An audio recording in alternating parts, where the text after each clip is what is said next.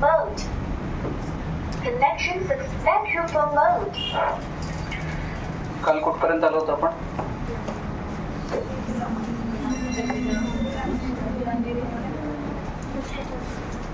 अष्टप्रधान पर्यंत आलो होतो. जालियनवाला बाग हत्याकांड. ठीक, आता ते मला कुठपर्यंत पोहोचलो ते माहिती नसेल, बट अष्टप्रधान झालं ना. ठीक, अष्टप्रधान मंडळामध्ये सरसेनापती कोण होते? हंबीरराव मोहिते, हे ना. भारत छोडो आंदोलन हे पण झालं होतं आपलं. भारत छोडो आंदोलन कधीचं होतं? 1942, है ना. 1942. त्याच्यामध्ये बघा, महाराष्ट्रामध्येच नव्हे तर नंदुरबार जिल्हा सुद्धा त्या आंदोलनापासून अलिप्त राहू शकला नाही. लहानपणी असताना शाळेमध्ये रॅली काढून 1942च्या आंदोलनामध्ये चले जाओ म्हणून, है ना, चले जाओ म्हणून आंदोलन छेडलं होतं. त्याच्यामध्ये शिरीष कुमार हे शहीद झाले होते त्यांच्या सौंदर्याचा, है ना. भारत माता की जय या पद्धतीचे नारे देत त्यांनी रॅली काढली होती. त्याच्यामध्ये इंग्रजांनी त्यांच्यावर लहान पोरांनाही सोडलं नाही. विचार करा, शाळेमध्ये असताना ते शहीद झाले. शिरीष कुमार आज सुद्धा अमर आहे. 1942च्या आंदोलनामध्ये होते ते. कोणत्या आंदोलनामध्ये? 1942च्या आंदोलनामध्ये. लोकमान्य टिळकांनी सांगितलं होतं तुम्हाला, केसरी आणि मराठा हे न्यूजपेपर स्टार्ट केलेले होते. कोणत्या वर्षी स्टार्ट केले होते? 1881, है ना. 1881. केसरी गोपाळ गणेश आगरकर हे संपादक होते. म्हणजे केसरी हे न्यूजपेपर मध्ये कोण लिहत होते? गोपाळ गणेश आगरकर, है ना. नंतर लोकमान्य टिळक आणि गोपाळ गणेश आगरकर एकदम क्लोज फ्रेंड यांच्यामध्ये भांडण झाली होती. भांडण कशावरनं झाली होती? तर आधी समाज सुधारणा की राजकीय स्वातंत्र्य याच्यावर होते. आपली कशावर हे होईल सांगता येत नाही. त्यांचं बघा, आधी समाज सुधारणा की पहिले राजकीय स्वातंत्र्य याच्यावर लोकमान्य टिळक आणि गोपाळ गणेश आगरकर, है ना, यांच्यामध्ये भांडण झाली होती. नंतर त्यांनी केसरीचे संपादक पद सोडून दिलं होतं. हे झालं होतं आपण.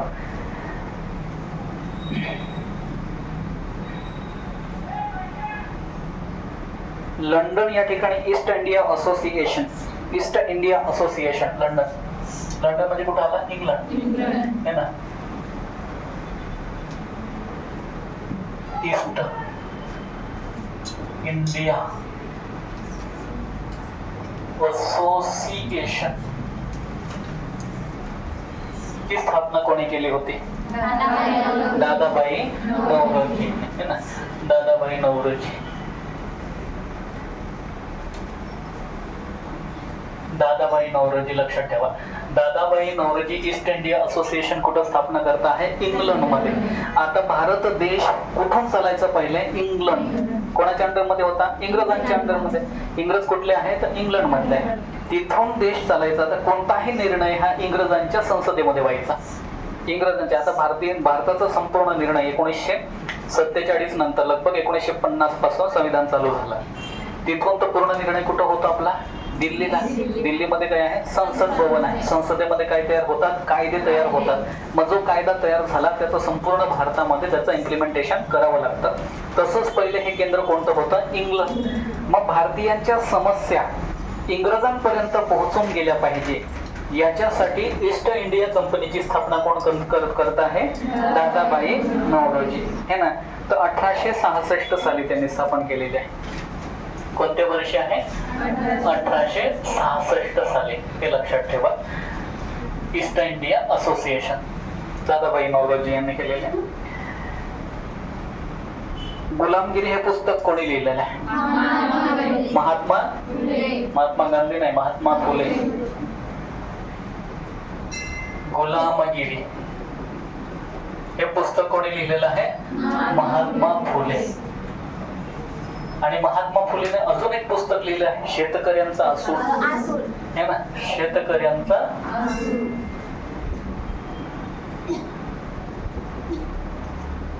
शेतकऱ्यांचा असूड अशी 2 पुस्तकं लिहिलेली आहे. भरपूरदा प्रश्न विचारले गेलेले आहे. महात्मा फुले बघा, हे माणूस साधारण माणूस नाही. त्या कालखंडामध्ये ज्यावेळेस शिक्षणाची सुरुवात नव्हती मुलींची, त्या कालखंडामध्ये ते मुलींच्या शिक्षणावर काम करत आहे.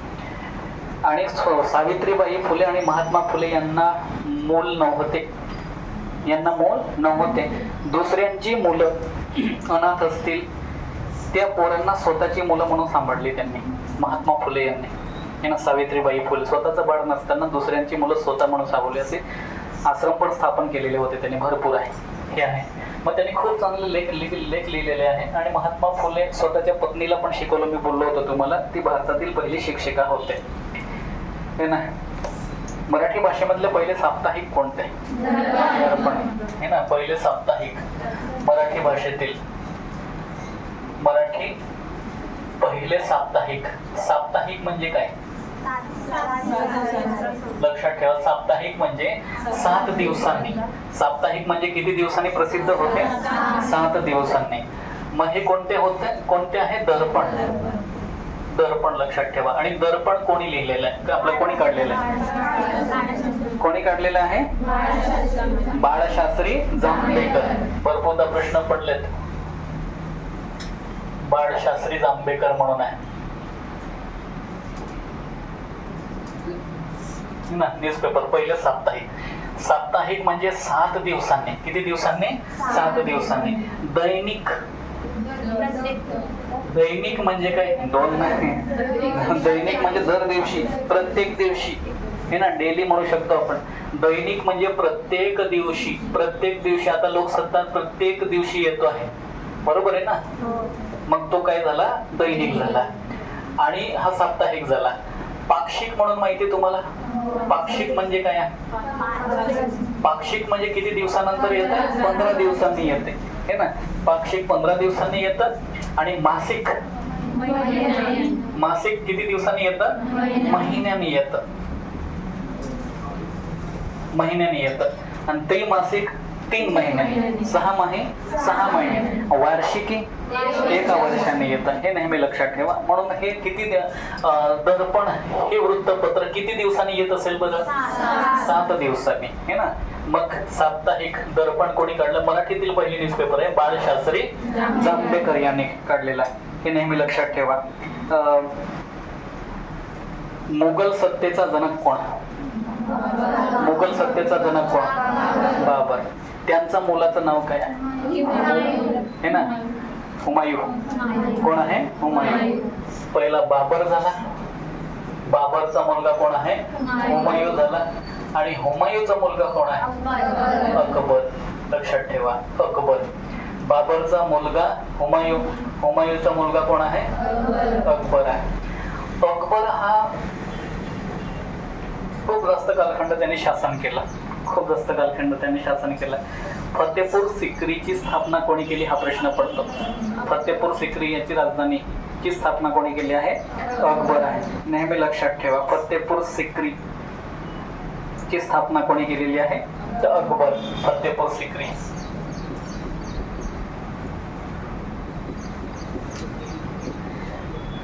ही राजधानी त्यांनी तयार केलेली आहे. राजधानी त्यांच्या कालखंडामध्ये. अकबर. तुम्हाला माहिती आहे राणा प्रताप माहिती आहे? राणा प्रताप? हो नाही म्हणजे काय, असं काय थोडे असं सगळे जोडतात त्यांना. राणा प्रताप आणि अकबर यांच्यामध्ये एक लढाई झाली, हल्दी घाटीची लढाई. कोणती लढाई? हल्दी घाटीची लढाई. लक्षात ठेवा, हल्दी घाटी.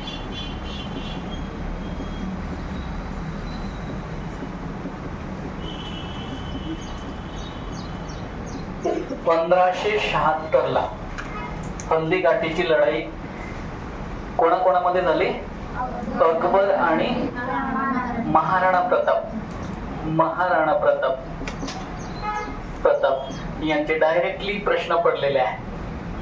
अकबर आणि महाराणा प्रताप यांच्यामध्ये हल्दी घाटीची लढाई झालेली आहे. याच्यामध्ये बघा, अकबर हा राजा आहे आणि राजाचा एक सेनापती आहे, त्याचं नाव आहे मानसिंग. कोण आहे? मानसिंग. आता मानसिंग हिंदू आहे, महाराणा प्रताप हिंदू आहे आणि शासन करणारा कोण आहे? मुस्लिम आहे. हे ना, आपण कास्टिझम म्हणत नाही, त्या कालखंडाची बात आहे. मग या दोघांमध्ये मारामारी होत आहे. सेनापती कोणाचा? अकबरचा. कोण आहे? मानसिंग आहे. नेतृत्व कोणाचं करतंय? मुघल सत्तेचं करताय. कोणाच्या विरोधामध्ये? महाराणा प्रताप यांच्यामध्ये. या दोघांमध्ये लढाई झाली आणि फायनली अकबर जरी जिंकला असेल तरी खूप चांगला पराक्रम त्यांनी कोणी केला होता? महाराणा प्रतापने. ते लक्षात ठेवा, महाराणा प्रताप. शिवाजी महाराजांच्या गुप्तहेराचे प्रमुख कोण होते? बघा, शिवाजी महाराज जर महाराज झाले असतील, त्यांच्या मागं शिवाजी महाराज असाधारण व्यक्तिमत्व आहे, जबरदस्त कूटनीतीमध्ये आहे, प्रत्येक गोष्टीमध्ये एक्सपर्ट असलेला व्यक्ती आहे तो. आणि त्यांना एवढी एकनिष्ठ मंडळी लाभलेली आहे, म्हणजे स्वतः मरायला तयार आहे पण शिवाजी महाराजांना मरू देणार नाही. ज्यावेळेस शिवाजी महाराजांवर संकट आलं ना, त्यावेळेस हे स्वतः पुढे राहिलेत, स्वतः मरण पत्करलं आहे, पण शिवाजी महाराजांना जनतेसाठी जिवंत ठेवायचा हा त्यांचा उद्देश आहे.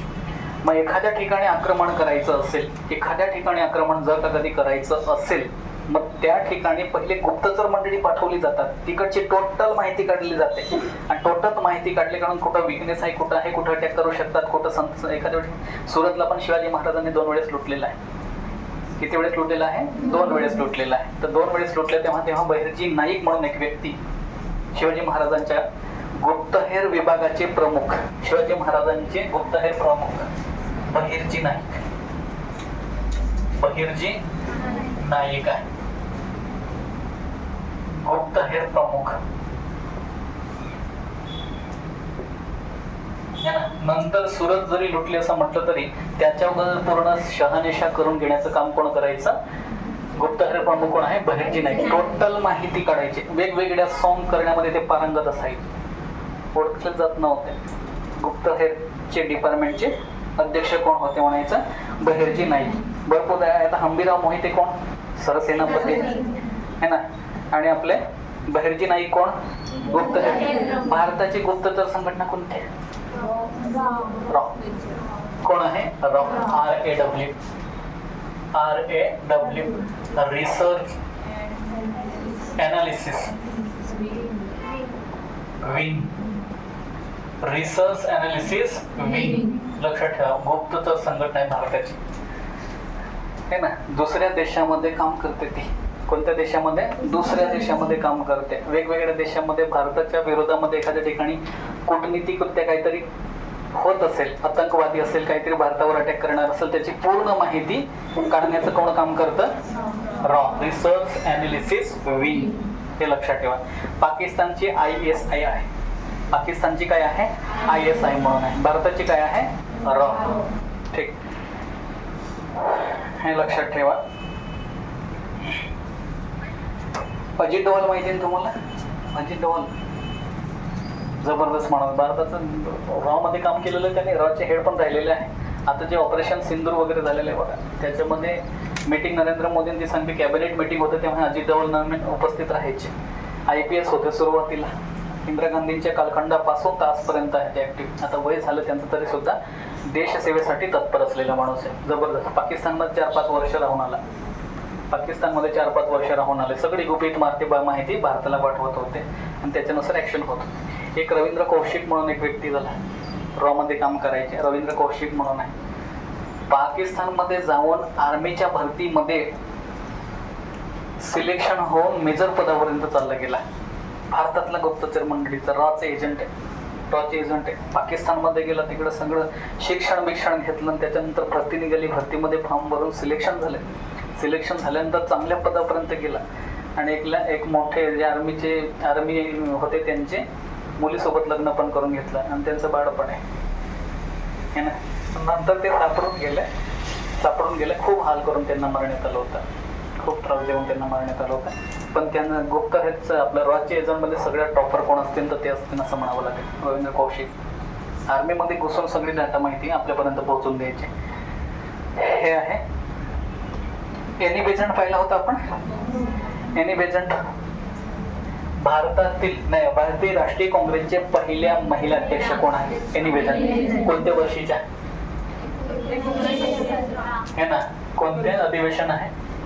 कलकत्ता अधिवेशन आहे है ना. त्यांचे अध्यक्ष कोण झाले होते? एनी बेझंट आहे.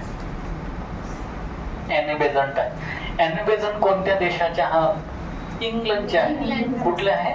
इंग्लंड आहे. बघा, त्या इंग्लंडच्या जरी असल्या तरी भारतामध्ये भारतीय स्वातंत्र्यासाठी काम करत आहे. याचा अर्थ सगळेच इंग्रज वाईट होते अशातला भाग नाही. ती महिला कुठली आहे? इंग्लंडची आहे. आणि कुठं येते? भारतामध्ये. आणि कोणाच्या विरोधात काम करते आहे? इंग्रजांच्या विरोधात. कोणाच्या बाजूने? भारतीयांच्या बाजूने. राष्ट्रीय सभेचे अध्यक्षपद सुद्धा या महिलेला जर दिलं असेल तर काहीतरी काम असेल म्हणूनच ना. यांनी बेझंट 1916 होम रूल लिंक चालू केली होती. होम रूल लिंक, होम आणि रूल म्हणजे घराचे नियम. भारत आमचं घर असेल तर भारताचे नियम सुद्धा आम्हालाच तयार करण्याचे अधिकार आहे. होम रूल लिंक 2 होत्या. एक लोकमान्य टिळकांनी चालू केली होती आणि एक एनी बेझंट यांनी, है ना, लोकमान्य टिळकांनी. लोकमान्य टिळकांनी 2 होत्या. एक कोणाची? एनी बेझंट आणि दुसरं कोणाची? लोकमान्य टिळकांची. 2 होम रूल लिंक होत्या. एक महाराष्ट्रामध्ये ऍक्टिव्ह होती लोकमान्य टिळकांची, एनी बेझंट इतर ठिकाणी. लोकमान्य टिळकांनी लोकमान्य टिळकांना 6 वर्षाची तुरुंगवास झाला. किती महिन्याचा आहे? 6 वर्षाचा. महिन्याचा नाही, वर्षाचा. 1908 ते 1914 असं वाटतं मला. 6 वर्ष. किती वर्ष? 6 वर्ष. मंडालेच्या तुरुंगामध्ये. मंडाले कुठं आलं? बर्मा. बर्माचं दुसरं नाव आहे म्यानमार. काय आहे? म्यानमार आहे, लक्षात ठेवा. मंडाले कुठं आलं? म्यानमारमध्ये. म्यानमारचं जुनं नाव काय आहे? बर्मा.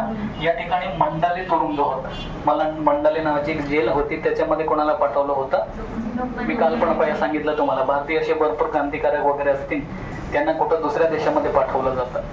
मग त्यांनी यांना सुद्धा कुठं पाठवण्यात आलं होतं? म्यानमार या ठिकाणी. कोणाला? लोकमान्य टिळकांनी. किती वर्षाची शिक्षा झाली होती? 6 वर्षाची शिक्षा झाली होती. मग हे शिक्षा भोगत असताना त्यांनी गीता रहस्य लिहिलंय. कोणतं आहे? गीता रहस्य. गीता रहस्य लिहिलेलं आहे. भरपूरदा प्रश्न विचारला. मंडालेच्या तुरुंगामध्ये टिळकांनी काय लिहिलं आहे? गीता रहस्य. निष्काम कर्ममठ म्हणून शब्द आहे. निष्काम कर्ममठ म्हणजे फळाची अपेक्षा न करता कार्य करणे. फळाची अपेक्षा न करता कार्य करणे, त्याला निष्काम कर्ममठ, याला त्यांनी प्राधान्य दिले गीता रहस्यमध्ये. महाभारत पाहिलं आहे ना? महाभारताचा मध्ये उद्देश काय आहे? गीता ग्रंथ याच्यामध्ये काय उद्देश काय आहे? कर्म करते ज्या फल की चिंता ना कर, असं सांगितलं गेलंय. भरपूरदा प्रश्न याच्यावर सुद्धा आलेले आहेत. एनी बेझंट कुठले आहे मग? इंग्लंडच्या, है ना. कोणत्या काँग्रेस काय महाधिवेशनाच्या अध्यक्षा होत्या? कोणत्या? कलकत्ता. कोणत्या वर्षी? 1917.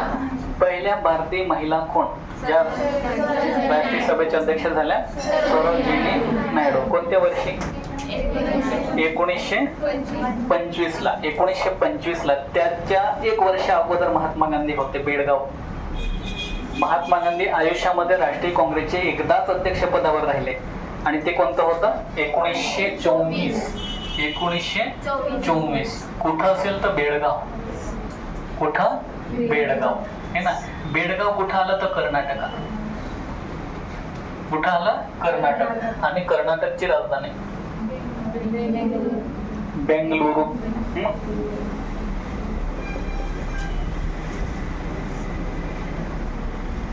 कर्नाटक. 1924 ला महात्मा गांधी आयुष्यामध्ये एकदाच अध्यक्षपदी राहिले होते.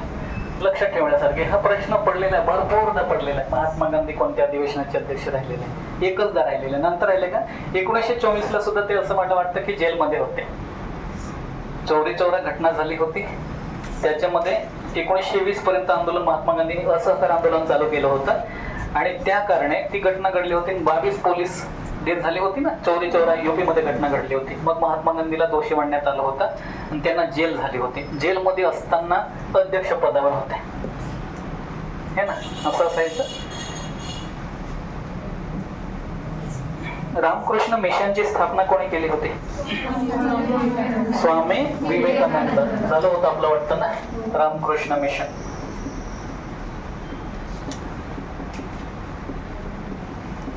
स्थापना कोण करत आहे? विवेकानंद. विवेकानंदांचं नाव काय होतं म्हणून? नरेंद्र.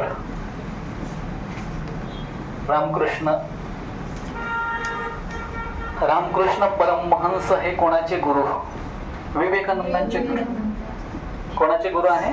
विवेकानंद. रामहंस रामकृष्ण परमहंस यांचे जे विचार आहे ते पुढं कंटिन्यू ठेवायचे, त्याचा प्रचार करायचा म्हणून हेच आपण स्थापन करतात, रामकृष्ण मिशन म्हणून आहे.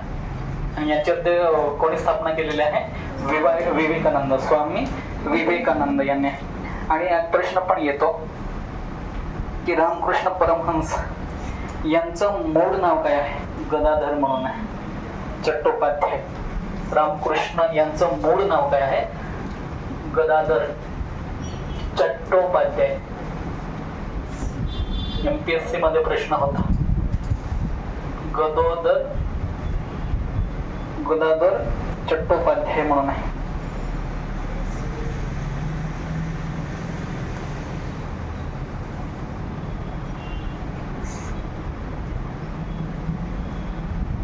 भारतामधली पहिली रेल्वे कधी धावली होती? 1800 तारीख 16 एप्रिल. काय होती? कोणाच्या कालखंडामध्ये होती? लॉर्ड डलहौसी है ना, त्यांच्या कालखंडामध्ये होते. 16 एप्रिल 1813. आपण 1853. 16 एप्रिल 1853. छत्रपती शिवाजी महाराजांचा राज्याभिषेक कधी झालेला? कधी झालेला आहे? 1674. तारीख महत्वाची विचारली जाते. 6 जून 1674 ला तारीख विचारली जाते खूपदा.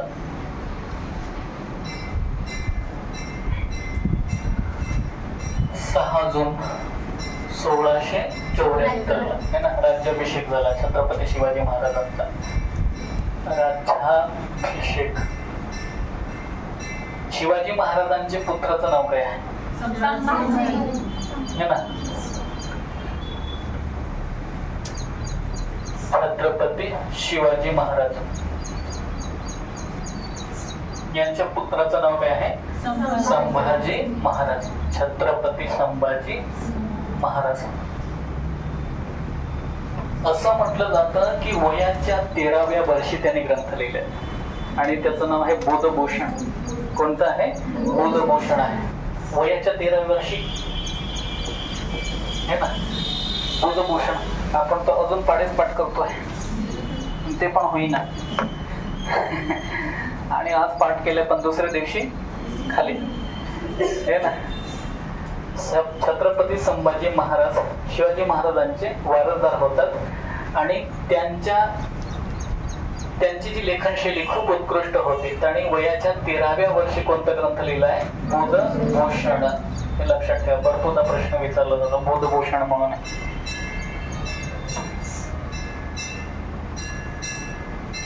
सरहद गांधी म्हणून कोणाला ओळखलं जातं? सरहद गांधी.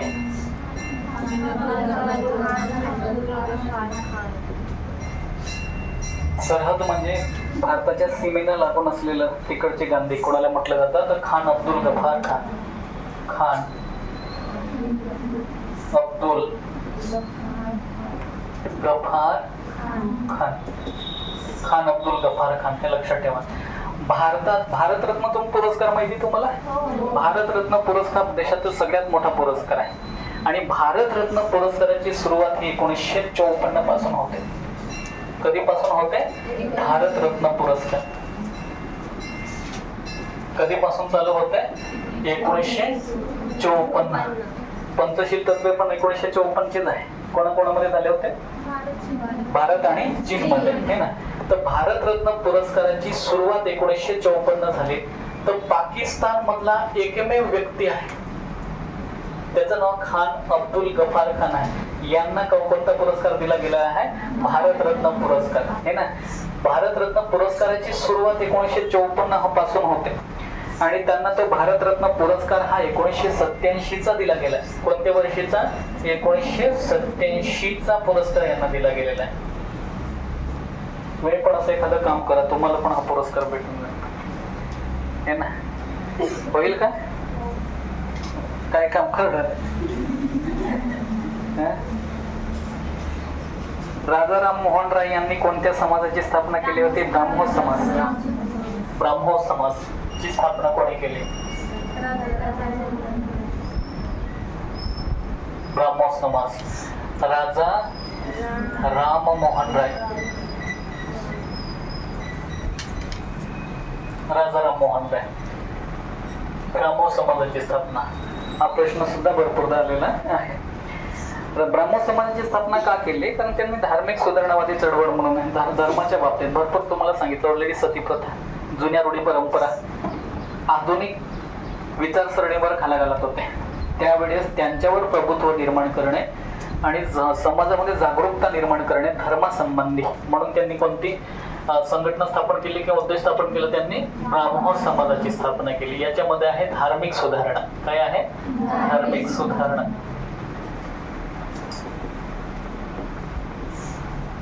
एक 1829 सतीबंदी कायदा रद्द झाला, म्हणजे तिथून लगेच बंद झाला अशातला भाग नाही. निर्णय तेव्हा दिला, पण ती पद्धत अजून चालूच होते.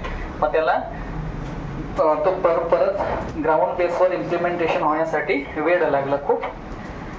हे त्याने राजा मोहन राय यांना आधुनिक भारताचे जनक सुद्धा म्हणतात. काय म्हणतात? आधुनिक भारताचे जनक म्हणतात. छत्रपती शिवाजी महाराजांचा जन्म कोणत्या किल्ल्यावर झालेला बरं? कोणत्या किल्ल्यावर झालेला? कधी आहे? 19 फेब्रुवारी 1630 ला. 1630 ला. आणि मृत्यू 1680 ला होता. एकूण किती वर्ष जगले? 50 वर्ष झालं. एक तैनाती फौज म्हणून आहे. तैनाती फौज.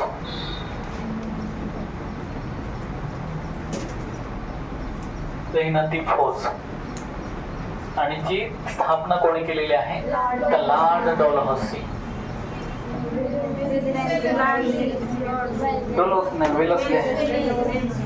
वेलस्ली म्हणून आहे. यांचे पण वेगवेगळे असे नाव आहेत, कन्फ्युजन होऊन जात. तैनाती फौज म्हणजे काय?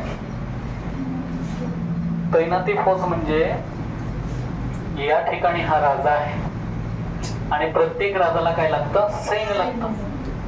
बरोबर आहे ना? पण पहिले राजांचे सैन्य असायचे. कोणाचे सैन्य असायचे? राजांचे सैन्य असायचे. पण यांनी काय केलं की राजाला तू सैन्य ठेवायचे नाही, तू सैन्य ठेवायचे नाही, सैन्य आमच्याकडे असते. सैन्य कोणाचे असते? आमचे असते. आणि तुझा जो बाग आहे त्याचं संरक्षण करण्याचं काम कोण करणार? आम्ही करणार. कोण करणार? आम्ही करणार. आपण सांगून दिलंय की आपण भारताचं सैन्य ठेवायचं नाही आणि अमेरिका आमचं संरक्षण करेल. मग चायना वाट बघेन का? हे ना, आपल्याकडे सैन्यच नाही. 1962 ला ऑलरेडी आपण हारलेलो आहे. जर असं असेल तर होईल का? देश पुढे जाईल का? नाही. सैन्याशिवाय राजा कसं काय बळकट होईल? मग त्यांनी ही पद्धत, तैनाती फौज म्हणजे काय? राजांचे सैन्य नसायचे, राजाला सुरक्षा देण्यासाठी हे सैन्य पुरवायचे. हे ना, त्या सैन्याचा पूर्ण खर्च कोण करणार आहे? राजा करणार आहे. पूर्ण खर्च बिर्च कोण करणार आहे? राजा करणार. मग काय अर्थ झाला त्याला? हे ना, सगळे खर्च हाच करणार आहे. सगळा खर्च कोण करणार आहे? हाच करणार आहे. कोणाच्या अंडरमध्ये सेना आहे? Lord Wellesley. आणि पूर्ण खर्च सुद्धा हाच करतात. सैन्य मात्र तेव्हा जर याने एखाद्या लॉर्ड वेलस्लीनं काहीतरी मागणी केली, राजाने नाही म्हणायची तरी होईल का त्याला? सैन्य कोणाकडे आहे? त्याचं आहे. म्हणून राजा काही राहिलेला नाही. तसं आहे. त्याला काय म्हणतो? तैनाती फौज असं म्हणतात. राजाकडे सैन्य नसायचे, राजाचं संरक्षण करण्यासाठी सेना तैनात केली जाते, म्हणून त्यांना तैनाती फौज असं म्हटलं जातं. आणि तैनाती फौजचे जनक कोणाला म्हटलं जातं? कोणी सुरू केले? Lord Wellesley. एकूण जैन मतानुसार जैन धर्मामध्ये एकूण किती तीर्थकार? किती आहे? 24. पहिला कोणता आहे? ऋषभदेव. कोणता आहे? ऋषभदेव. आणि 24वा कोण आहे? वर्धमान महावीर. हे ना, काळा कायदा आपण पाहिला होता का? काळा कायदा पाहिला होता. काळा कायदा कोणाला म्हणतो? रौलेट ऍक्ट. हे ना, रौलेट ऍक्ट म्हणजे कायदा. रौलेट ऍक्ट. याला महात्मा गांधी काळा कायदा म्हणायचे. काळा कायदा का म्हणायचे यांना? कारण कोणताही आरोपी आहे, आता तुम्ही गुन्हा केला आहे का नाही हे न्यायाधीश ठरवेल. कोण ठरवेल? न्यायाधीश. न्यायालय ठरवेल. तुम्हाला उचलून पोलीस स्टेशन मध्ये घेऊन गेले याचा अर्थ तुम्ही आरोपी झाले अशातला भाग नाही. हे ना, आरोप कोण ठरवणार आहे? आरोप तुम्ही लावणार, पण गुन्हेगार कोण ठरवणार आहे? न्याय व्यवस्था करणार आहे. न्याय व्यवस्थेने एकदा तुम्हाला शिक्षा दिली आणि तुमच्यावर आरोप लावला की तुम्ही ते केलंच आहे, तेवढंच तुम्ही गुन्हेगार होतात. नाही तर पोलीस स्टेशनमध्ये गेल्यानंतर तुम्ही डायरेक्ट आरोपी होत नाही, सिद्ध करावं लागतं है ना. तर या ठिकाणी रोलेट जो नावाचा व्यक्ती आहे त्याने केलेला हा कायदा आहे. तर कोणत्याही व्यक्तीला एकही शब्द त्याचे स्वतःचे अधिकार गहाण आहे क्रांतिकारकांवर वर्चस्व निर्माण करण्यासाठी हा कायदा तयार केलेला आहे. रोलेट कायदा हा कधीचा कायदा आहे? 1919 चा कायदा आहे. 1919 चा कायदा आहे हा.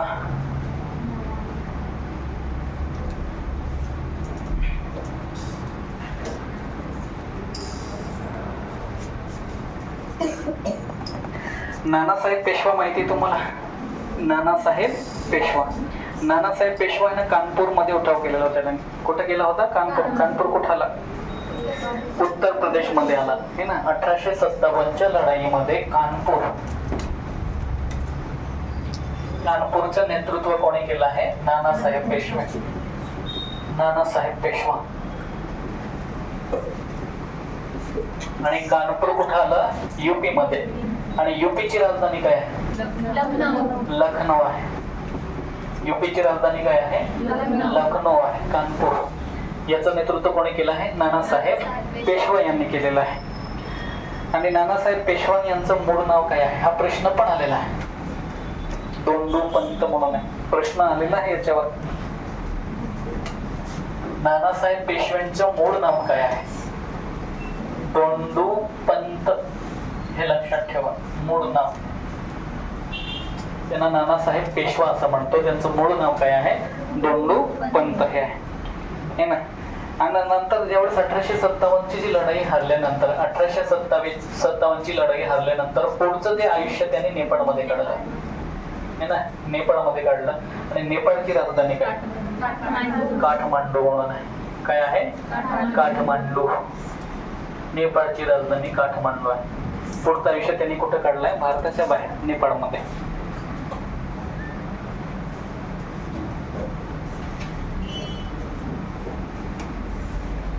दलित पॅन्थर माहिती आहे?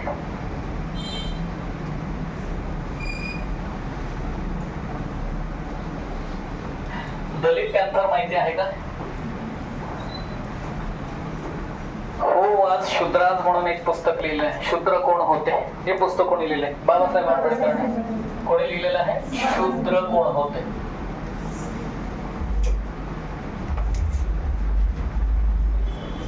हे पुस्तक कोणी लिहिलं आहे? बाबासाहेब आंबेडकर यांनी संविधान लिहिलेलं आहे. डॉक्टर बाबासाहेब आंबेडकर यांनी काय लिहिलेलं आहे? संविधान. मसुदा समितीचे अध्यक्ष पण होते. मसुदा समिती माहिती आहे? संविधान आपण पॉलिटी बघणार आहोत त्यावेळेस आपण बघूयात. मसुदा म्हणजे संविधान तयार करण्यासाठी एक महत्वाची समिती तयार केली होती. आणि ती समिती होती, मला असं वाटतं, 29 ऑगस्ट 1947. 29 ऑगस्ट 1947. 29 ऑगस्ट 1947 ला कोणती समिती आहे? मसुदा समिती. मसुदा समितीची स्थापना झाली. आणि त्या समितीचे अध्यक्ष कोण होते? है ना, डॉक्टर बाबासाहेब आंबेडकर. अजून याच्याशी एक प्रश्न कनेक्ट होतो. 29 ऑगस्ट ही तारीख क्रीडा दिवस म्हणून साजरा केली जाते. माहिती आहे? क्रीडा दिवस कोणते आहे? 29 ऑगस्ट क्रीडा दिवस. आणि क्रीडा दिवस कोणाचा स्मरणार्थ साजरा केला जातो? मेजर ध्यानचंद हे ना. मेजर ध्यानचंद हे लक्षात ठेवा. क्रीडा दिवस त्यांचा तो मेजर ध्यानचंद यांचा वाढदिवस आहे. मेजर ध्यानचंद. आता तुम्हाला एक राजीव गांधी खेलरत्न पुरस्कार माहिती आहे तुम्हाला? राजीव गांधी खेलरत्न पुरस्कार हे जुना पुरस्कार आहे. खेलरत्न पुरस्कार. आणि राजीव गांधी खेलरत्न पुरस्काराची सुरुवात ही 1992 पासून चालू झाली. 1992 ला. आणि पहिला पुरस्कार राजीव गांधी खेलरत्न पुरस्कार चेस मध्ये मास्टर असलेले माहिती आहे तुम्हाला? काय नाव? विश्वनाथ आनंद. माहिती आहे का? विश्वनाथ आनंद कोणत्या खेळाशी संबंधित आहे असा प्रश्न विचारला जातो. तो बुद्धिबळ. कोणता आहे? बुद्धिबळ याच्या क्षेत्राशी संबंधित आहे. पहिला पुरस्कार यांना देण्यात आला होता. आता हा राजीव गांधी खेलरत्न पुरस्कार 1992 पासून देण्यात येत होता. मग ज्यावेळी काँग्रेसचं सरकार होतं तोपर्यंत हा पुरस्कार रेग्युलरली दिला जात होता. पण नरेंद्र मोदी यांचं सरकार आलं त्याच्यानंतर हा पुरस्कार चेंज झाला. राजीव गांधीच्या नावानं नाही, नंतर मेजर ध्यानचंद खेलरत्न पुरस्कार झाला. मेजर ध्यानचंद खेलरत्न पुरस्कार हा झाला. पहिले राजीव गांधीच्या नावाने दिला जात होता. देशाचे सगळ्यात युवा पंतप्रधान होते इंदिरा गांधींचे सुपुत्र. देशाचे सगळ्यात युवा पंतप्रधान कोण आहे? राजीव गांधी. सगळ्यात वयोवृद्ध पंतप्रधान कोण? मोरारजी देसाई. कोण आहे? मोरारजी देसाई. मोरारजी देसाई गुजरातचे. मोरारजी देसाई. आणि ज्यावेळेस संयुक्त महाराष्ट्राची निर्मितीच्या अगोदर संघर्ष होता त्यावेळेस देशाचे गृहमंत्री होते मोरारजी देसाई गुजरातचे. मुंबई ही देशाची आर्थिक राजधानी आहे. पण तेव्हा गुजरात आणि महाराष्ट्र तुम्हाला माहिती ऑलरेडी ना 1956 माहिती का? 1956 संयुक्त महाराष्ट्र माहिती नाही.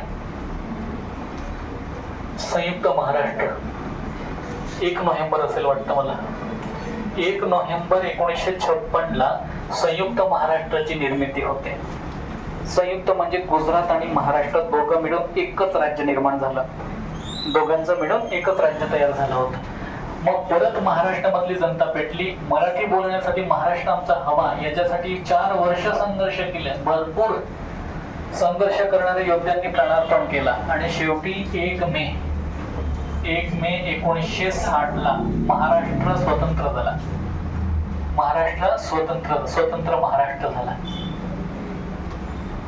हे लक्षात ठेवा. 1960 ला.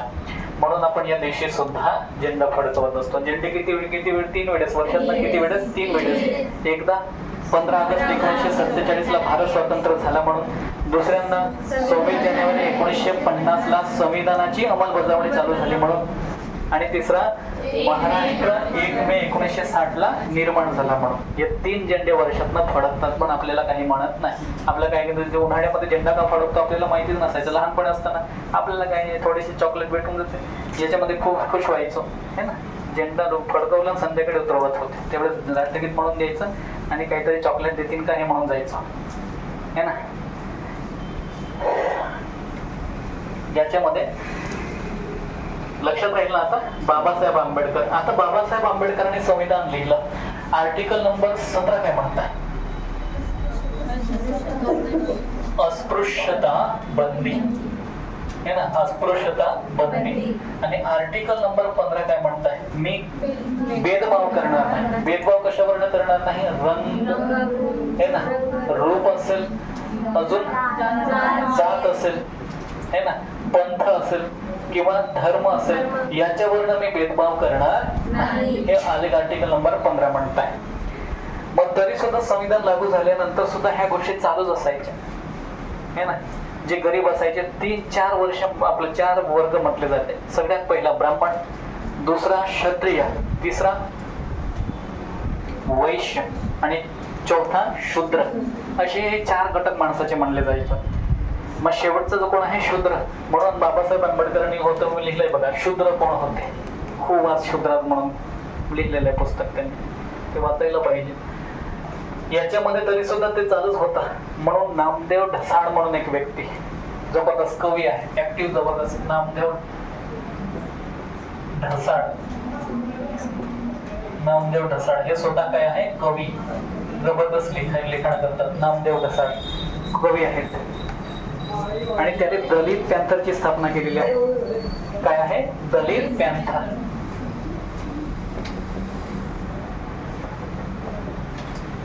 दलित पॅन्थरची स्थापना 1972 ला.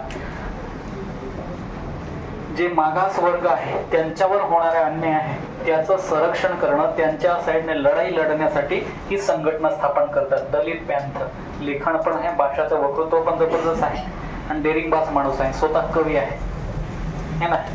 हे सगळे गुण त्याच्यामध्ये. नामदेव ढसाळ यांनी दलित पॅन्थरची स्थापना कधी केली आहे? 1972 ला.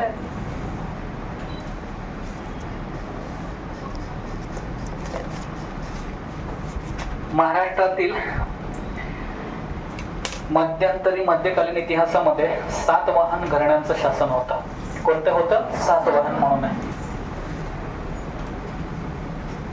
सातवाहन घराण्यांची राजधानी कोणती? नाही ना, घराण्यांची राजधानी कोणती आहे? पैठण. आणि पैठण कुठं आलं बरं? हे ना, संभाजीनगर म्हणूयात. आता काय म्हणायचं? संभाजीनगर, हे ना, त्या ठिकाणी आहे. पैठण ही राजधानी आहे कोणत्याची? सातवाहन घराण्याची.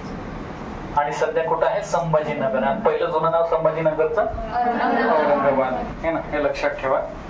प्रार्थना समाजाची स्थापना कोणत्या वर्षी झाली? तर 1867, हे ना, प्रार्थना समाज.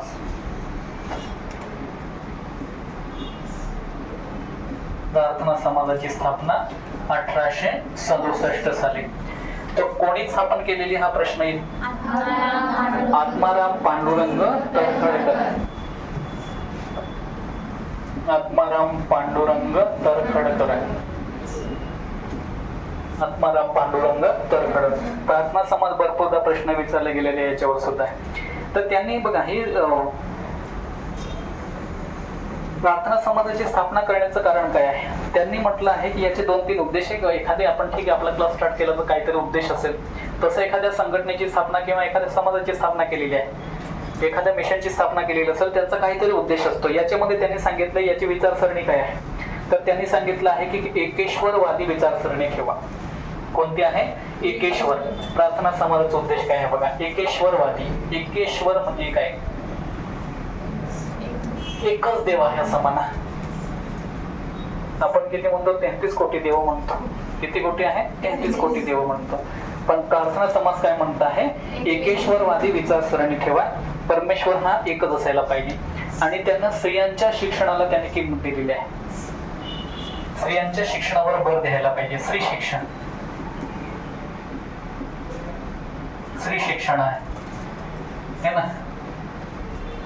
तुम्हाला ऑलरेडी सांगितलं 1848 ला स्त्रियांची पहिली शाळा चालू झाली. तिथून पासून आपली जागरूकता होते स्त्रियांमध्ये. मग याच्यामध्ये त्यांनी प्रार्थना समाजाचा उद्देश त्याच्यामध्ये हा पॉइंट आउट केला आहे. स्त्री शिक्षण आहे. आणि त्यांनी अंधश्रद्धेवर पण अटॅक केला आहे. अंधश्रद्धा काय आहे? अंधश्रद्धा. अंधश्रद्धा म्हणजे काय?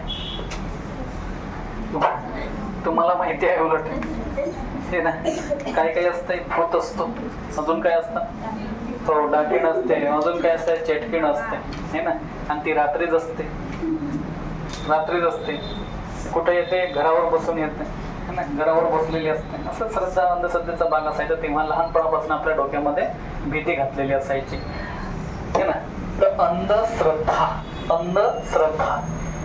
सतीबंदी कायदा सुद्धा काय? सती याचा अर्थ बघा, ती स्त्री एखाद्या स्वतःचा पती मरून गेल्यानंतर त्यांच्या सोबतीला जर सतीला गेलं तर ती स्त्री पवित्र आत्मा असे म्हणले जाते. ती स्त्री काय म्हटले जाते? पवित्र म्हटले जाते. पवित्र आत्मा पवित्र होऊन जाते म्हण. असं होईल का? नाही. आपल्याला थोडासा झटका बसला तरी किती वाईट, किती त्रास होतो. नंतर येतो आहे पुढचा पॉईंट त्यांनी अटॅच केला, विधवा पुनर्विवाह. काय होत आहे? विधवा पुनर्विवाह. विधवांना पुन्हा विवाह करण्याचा अधिकार व्हायला पाहिजे. आणि तुम्हाला मी सांगितलं विधवा पुनर्विवाह कायदा कधीचा? 1856चा. विद्यासागर राव यांच्या पुढाकारानं. कोणाच्या पुढाकारानं? विद्यासागर राव यांच्या पुढाकारानं हा कायदा पारित झाला. सतीबंदी कायदा कोणाच्या पुढाकारानं? राजाराम मोहन. आणि तसंच विधवा पुनर्विवाह विद्यासागर राव,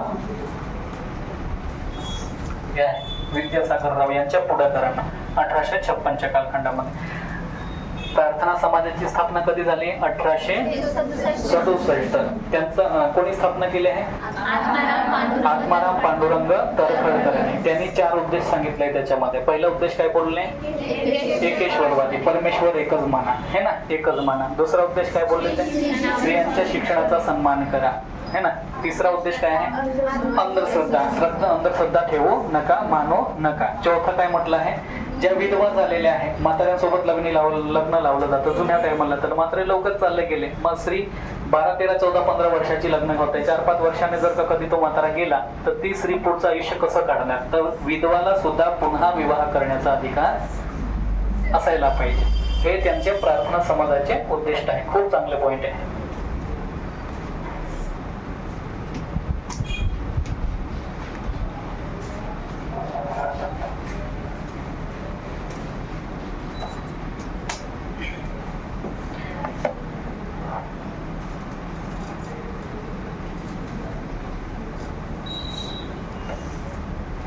महात्मा ज्योतिबा फुलेने सुद्धा एक वृत्तपत्राची स्थापना केली आहे.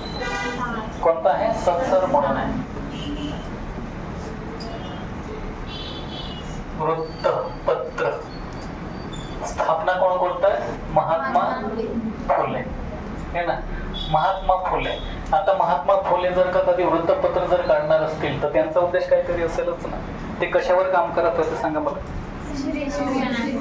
हे ना, स्त्री शिक्षण, समाज सुधारणा.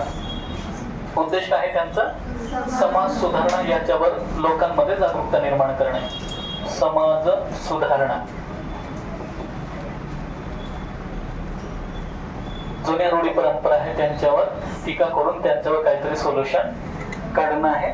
नंतर पुढचं त्यांनी आहे धार्मिक विचारसरणी, धार्मिक जागरूकता असं म्हणूया. धार्मिक जागरूकता म्हणजे धर्मामधले काही चुकीच्या कन्सेप्ट आहे त्याच्यावर सुद्धा त्यांनी टीका केलेली आहे. मग सत्सार हे वृत्तपत्राची स्थापना कोणी केलेली आहे? कोणी केलेली आहे? महात्मा फुले यांनी. आणि भगतसिंग यांना फाशी कधी दिली जाते? 23 मार्च 1931 हे ना. कोणी आहे? भगतसिंग. 3 व्यक्तींना दिली जाते फाशी. भगतसिंग, राजगुरू आणि सुखदेव. हे आहे 3 क्रांतिकारकांना फाशी दिली जाते 23 मार्च 1931. 23 मार्च हा शहीद दिवस म्हणून सुद्धा साजरा केला जातो. कोणता आहे? शहीद दिवस. या दिवशी ते शहीद झाले म्हणून आहे 23 मार्च. काल या बाबतीत तुम्हाला सांगितलं होतं मी. निष्काम कर्म मठाची स्थापना कोणी केली? निष्काम कर्म मठ.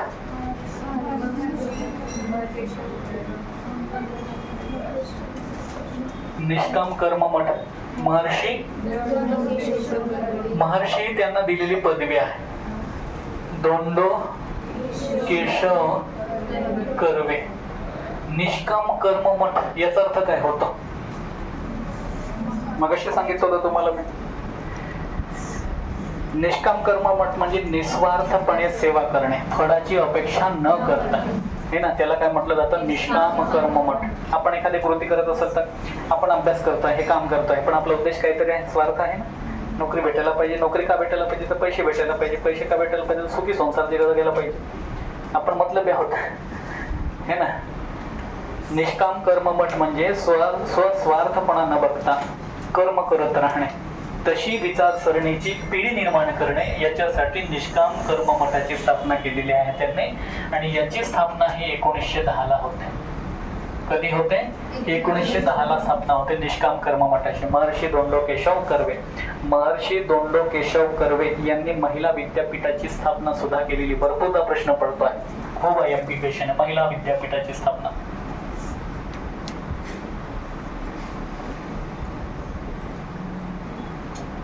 भरपूर जणांनी शाळा स्थापना केलेल्या, पण विद्यापीठ नाही. महिला विद्यापीठाची स्थापना आहे 1960 ला, नाही 1916 ला. कधी आहे? 1916 ला महिला विद्यापीठाची स्थापना आहे. भरपूरदा प्रश्न पडलेला आहे. महिला विद्यापीठाची स्थापना कोणी केली? तर महर्षी दोंडो केशव कर्वे यांनी.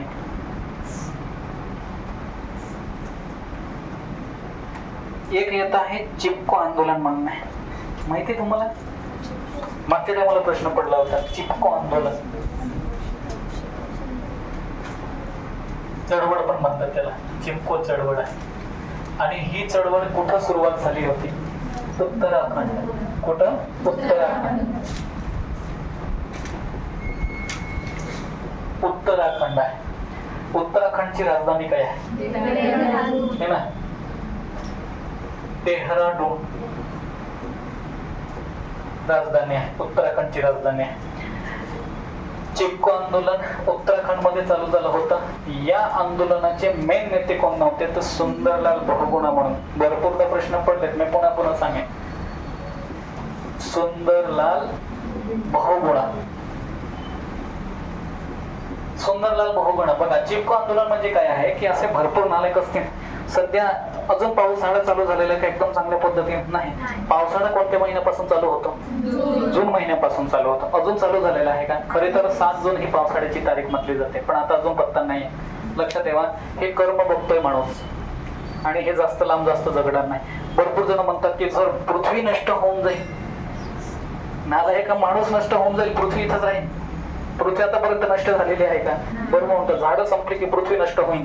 पृथ्वी कसं काय नष्ट होईल? उन्हाळा चटका कसा बसला माहिती? एसी मध्ये सुद्धा आपल्याला कसा मजा येते हे ना, भयंकर काम आहे. झाडं तुटली ते गेली वर, पाऊस सुद्धा परिणाम होतो त्याच्यावर आहे. मग हे काय करायची, झाडं कापण्यासाठी त्या ठिकाणी कॉन्ट्रॅक्ट घेऊन मंडळी आली होती. कॉन्ट्रॅक्ट घेऊन मंडळी आली होती.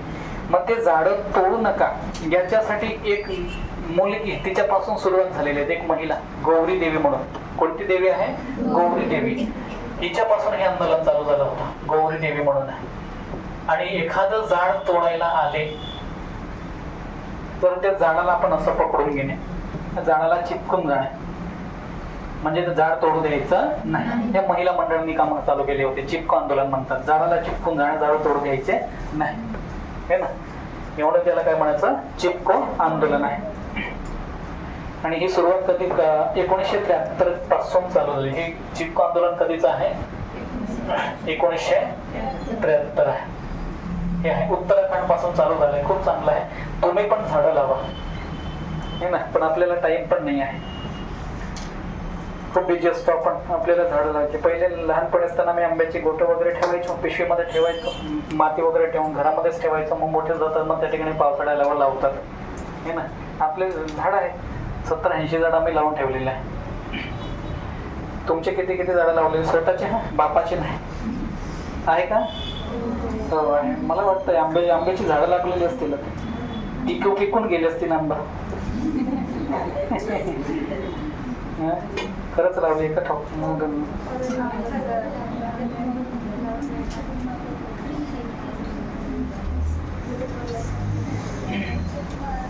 ठीक आहे.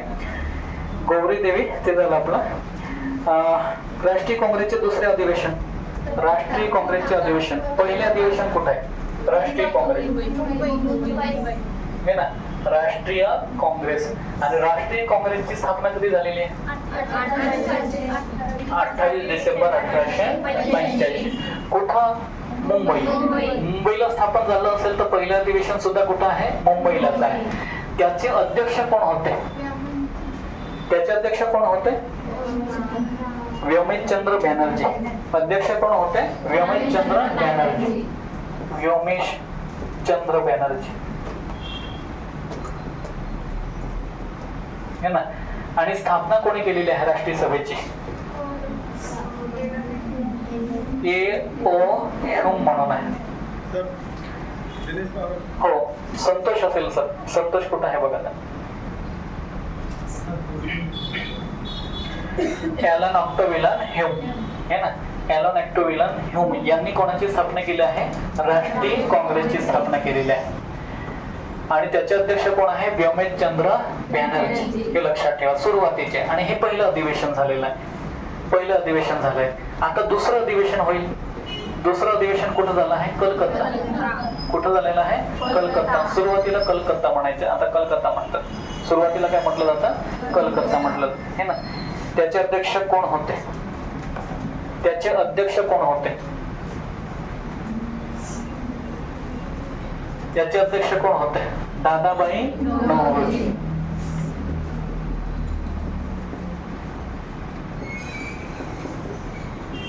दादाबाई नौरोजी. संतोषला कॉल कर आणि त्यांना मग ऑफिसला बोलवलं. म्हणून दादाबाई नौरोजी. पहिलं अधिवेशन कुठं भरलं? मुंबईला. दुसरं अधिवेशन कुठं भरलं? कलकत्ताला. पहिल्या अधिवेशनाचे अध्यक्ष कोण आहे? व्योमेशचंद्र बॅनर्जी. दुसरे कोण होते? दादाबाई नौरोजी, है ना.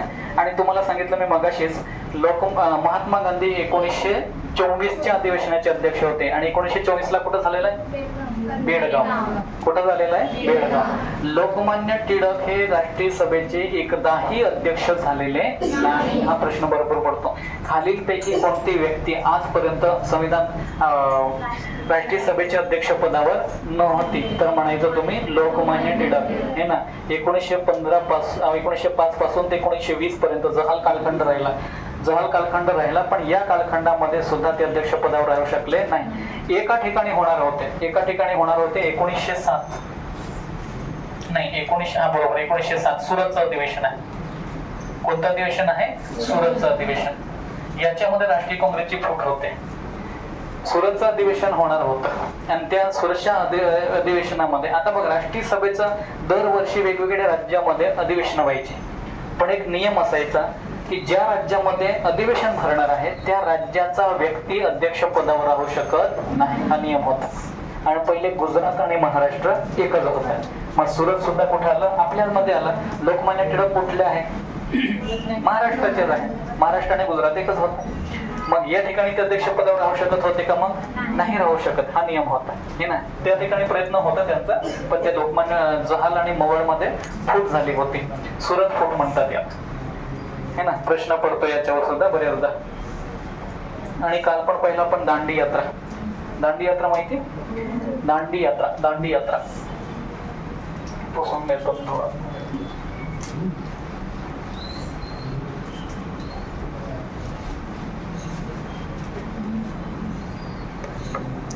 दांडी यात्रा कधी चालू झाली?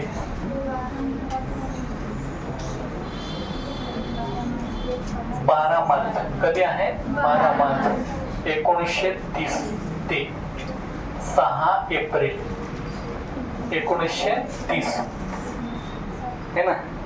दांडी यात्रा काल पण पहिलं होतं आपण याच्यावर. दांडी यात्रा बघितली होती आपण.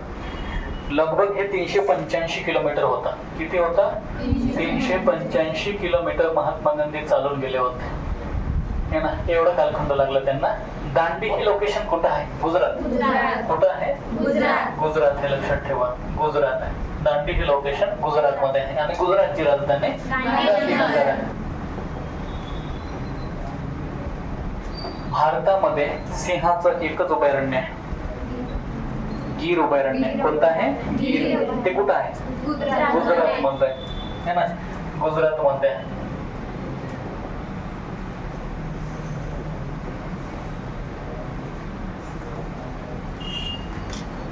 अभयारण्य.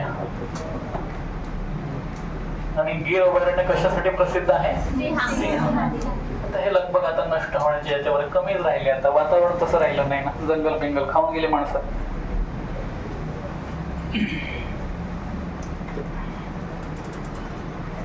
आणि एक छोटासा पाठ आहे. महात्मा गांधी कधी आले होते भारतात? सांगितलं होतं मी तुम्हाला. 9 जानेवारी 1915. 1915 नाही तर संपूर्ण भारतभर फिरले. भारत दौरा काढला, पूर्ण भारत. तेव्हा तर अफगाणिस्तान सुद्धा काही पार्ट आपला. अफगाणिस्तान सुद्धा भारतामध्ये, पाकिस्तान तर भारतामध्येच आहे, म्यानमार भारतामध्ये आहे. पूर्ण मोठा पाठ होता. संपूर्ण यांचे गुरु गोपाळकृष्ण गोखले भारतामध्ये महात्मा गांधी आल्यानंतर त्यांनी सांगितलं की तुम्ही पहिल्यांदा ना पूर्ण भारतभर फिरून घ्या, पूर्ण भारताला समजून घ्या. कारण महात्मा गांधी 1893 ला गेले आणि 1915 ला आले. म्हणजे लगभग 20 ते 22 वर्ष नंतर ते आले. तर संपूर्ण भारतभर फिरले. काश्मीर पासून तर ट्रेन मध्ये प्रवास केला. संपूर्ण भारताची संस्कृती, माणसं, रूढी परंपरा आहेत, जाती धर्म भाषा आहे, सगळ्या गोष्टी त्या समजून घेतल्या. पूर्ण वर्षभर ते फिरलेच. त्याच्यानंतर मग 15 ला पूर्ण वर्षभर फिरले. 16 ला साबरमती आश्रम स्थापन करतात. कोण काय आहे? साबरमती आश्रम आहे, स्थापन करतात. आणि साबरमती आश्रम कुठं आहे? परत गुजरात. त्या महात्मा गांधीचा जन्मच कुठं झालेला आहे? गुजरात मध्ये आहे हे ना. आता गुजरात मध्ये झालंय. 15 ला महात्मा गांधी आले, भारतभर फिरले. 16 ला एका ठिकाणी राहावं लागेल त्यांना. मग कोणतं आश्रम स्थापन केलंय? साबरमती. 1917 ला एक आंदोलन चालू केलं आहे, चंपारण्य. कोणतं आहे? चंपारण्य सत्याग्रह. चंपारण्य कुठं आलं? तर बिहार मध्ये. कुठं आलं? बिहार मध्ये. लक्षात घ्या. आणि बिहारची राजधानी काय आहे? पटना. बिहारची राजधानी येते आहे पटना. आता बघा चंपारण्य सत्याग्रह कशासाठी आहे? चंपारण्य सत्याग्रह बिहारमध्ये आहे ना, ते इंग्रज आहे ना नीड पिकवण्यासाठी शेतकऱ्यांना पात्र करत होते, बाधित करत होते. नीड है ना, चंपारण्य नीड पिकवण्यासाठी. नीड माहिती का? पहिले आपल्याला पांढरी कपड असायची, मग त्याच्यामध्ये नीड टाकून द्यायचे, पाण्यामध्ये बुडवून काढून द्यायचे, मग थोडंसं पांढरे कपडे नीडसर राहायचे, म्हणजे डाग वगैरे कमी बसायचे है ना. पहिले आपल्या म्हाताऱ्या माणसाची कंपल्सरी असायची है ना. मग ते इंग्रज कंपल्सरी करायला लावत होते. मग ते कंपल्सरी करायला लावत होते ना, मग त्याच्या विरोधामध्ये शेतकऱ्यांना आंदोलन केलं होतं. महात्मा गांधींना त्यांनी निरोप दिला होता. महात्मा गांधी त्या ठिकाणी गेल्यावर ते आंदोलन केलं आणि यशस्वी केलं. भारतामधलं पहिलं आंदोलन चालू झालं होतं महात्मा गांधीचं 1917चं. कोणतं आहे? चंपारण्य. 1918ला एक आंदोलन चालू केलं होतं, खेडा सत्याग्रह.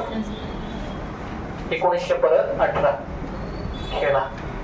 आणि खेडा हे लोकेशन कुठं आहे? तर गुजरात. कुठं आहे? गुजरात है ना. खेडा हे सत्याग्रह, खेडा सत्याग्रह त्याने चालू केलेला होता.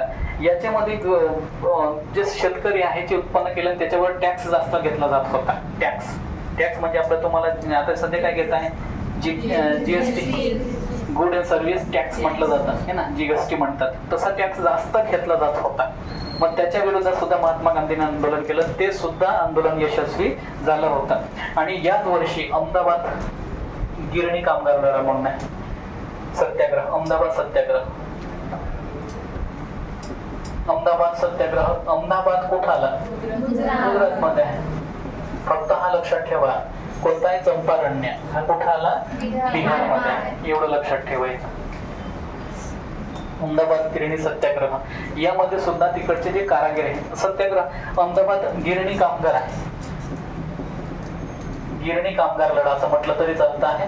त्या ठिकाणी कारखान्यामध्ये काम करणारी जी मंडळी होती, जे प्लेगचं पहिले बोनस भेटायचं, तिकडच्या मग गिरणी मालकांनी बंद करून टाकलं होतं. मग त्या मोबदला ते 35% पेमेंट वाढ मागत होते. मग ते मालक द्यायला तयार नव्हतं. मग ही माहिती महात्मा गांधींना भेटते. महात्मा गांधी त्या ठिकाणी गेल्यानंतर हा प्रश्न सुद्धा मिटवून देतात हे ना. अहमदाबाद. महात्मा गांधीच्या लाईनशीर हे अनुक्रमणिक आहे. मग 1919ला तुम्हाला माहिती आहे रॉलेट कायदाच्या विरोधामध्ये आंदोलन होतं. रॉलेट ऍक्ट माहिती आहे का तुम्हाला? काळा कायदा है ना, याच्या विरोधात. आणि याच्यामध्ये कोणती घटना घडली होती 1919ला? जालियनवाला बाग हत्याकांड. त्याच्यामध्ये किती माणसं मेली होती? सरकारी आकड्यानुसार 389 माणसं मेली होती, पण लगभग 2 ते 3 हजार माणसं मेली होती असं म्हटलं जातं. आकडाच फिक्स दाखवलेला होता का त्यांनी? नाही. सगळ्या लहान पोरांना, स्त्रियांना, म्हाताऱ्यांना, जे माणसं होते ते जमले, त्यांना सगळ्यांना मारून टाकलं होतं त्यांनी. तर हंटर कमिशन नेमलं होतं, पण हंटर कमिशन फक्त म्हणते आहे 389 सुद्धा माणसं कमी आहेत का? तो आकडा सरकारी आहे, बाकी त्याला पावला गेलेला आहे. मग महात्मा गांधीजींचा जो विश्वास असतो इंग्रजांवर, तो नष्ट होऊन जातो. ते म्हणते की आता संपूर्ण भारतभर आंदोलनाची गरज आहे.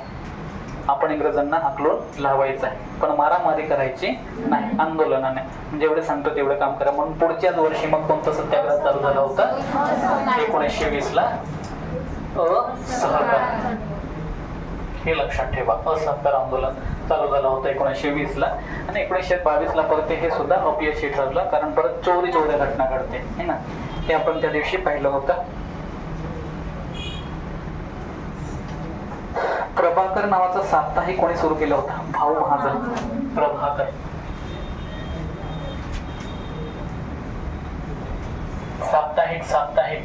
साप्ताहिक म्हणजे किती दिवसांनी है ना. नाव काय त्यांचं? भाऊ महाजन.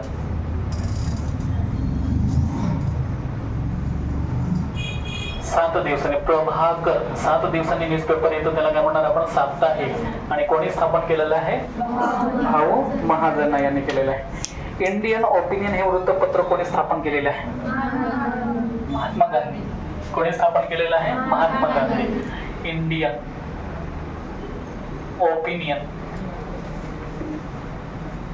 ओपिनियन. आता हे इंडियन ओपिनियन हे न्यूजपेपर आहे ना, हे न्यूजपेपर आहे. कोणी स्थापन केलेलं आहे? महात्मा गांधी यांनी. आता हे कुठं स्थापन केलं असेल तर आफ्रिकामध्ये. कुठं स्थापन केलेलं आहे? आफ्रिकामध्ये. आता महात्मा गांधी आफ्रिकेला गेले सांगितलं होतं तुम्हाला 1893. ते 1915 पर्यंत आफ्रिकेमध्येच होते. त्या ठिकाणी सुद्धा ते लढा लढत होते. मग त्या ठिकाणचे जे कारागीर होते त्यांना गुलामगिरीची वागणूक दिली जात होती, अन्याय होत होता. त्यांच्या विरोधामध्ये जागरूकता निर्माण करण्यासाठी त्यांनी न्यूजपेपर स्थापन केले होते, इंडियन ओपिनियन म्हणून आहे हे ना. भरपूर जणांना हे माहितीच नसतं. याच्यावर MPSC मध्ये पण प्रश्न होता. इंडियन ओपिनियन हे न्यूजपेपर महात्मा गांधींनी कोणत्या ठिकाणी स्थापन केलेले होते, तर कुठं स्थापन केलं होतं? आफ्रिकामध्ये हे ना, दक्षिण आफ्रिका या ठिकाणी होतं.